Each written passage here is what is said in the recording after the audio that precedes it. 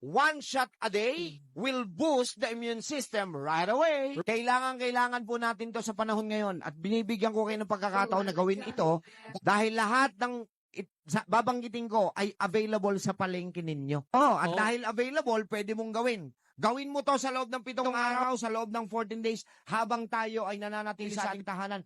Magugulat kayo, isang oras lang mararamdaman nyo, bakit parang ang lakas-lakas ko? So, ito na yun. So, ano ang ipe-prepare? Una, pipino. No. Pangalawa, Garlic. pangatlo, luya. Loya. Pangapat, Apple cider vinegar. panlima, Water. Tubig. pang-anim, Ang cayenne pepper.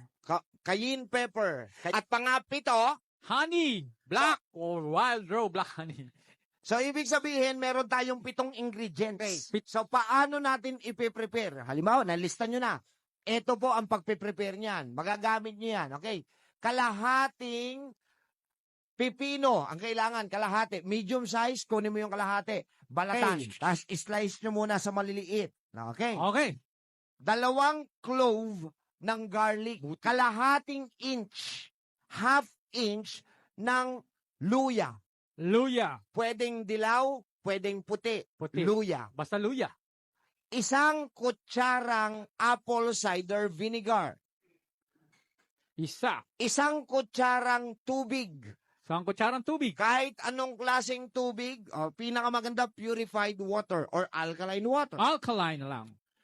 Tapos, a touch of cayenne pepper. Cayenne pepper, ang pepper sa Tagalog niyan para paminta. Paminta. Oo, Paminta. pero cayenne ang kailangan natin. Cayenne. Alright? At ang pinakahuli, 1 kutsara ng honey. Oh. So, ilalagay mo siya sa isang, mas maganda kung may blender sila. Blender. Ang isang pipino, hiwain nyo muna. Hiwain, ilagay sa pitchel ng blender. Blender. Yung garlic, hiwain sa maliliit na piraso, ilagay, isama sa pipino. Sama. Yung kalahating ginger, yung kalahating luya, hiwain, tanggalin ang balat, tadtarin, isama sa bawang at saka sa pipino. Lagyan ng 1 kutsarang apple cider vinegar, lagyan ng 1 kutsarang tubig, kumuha ng 1 kapiranggot na dakot ng cayenne pepper, ihalo, at lagyan ng 1 kutsarang honey. I-blender. Okay. Pag na-blender na, salain sa strainer. Yung lalabas sa sala, isang ganito. Kung lalagpas, itabi nyo, pero yun na yung pagkasala na strainer nyo na. Iinumin mo po yun, 1 shot araw-araw. Pagkatapos mong inumin yon, huwag ka munang uminom ng tubig. Bumilang ka ng 20 seconds. Pagkabilang mo ng 20 seconds, pwede ka nang uminom ng tubig na ganitong karami rin, pantulak.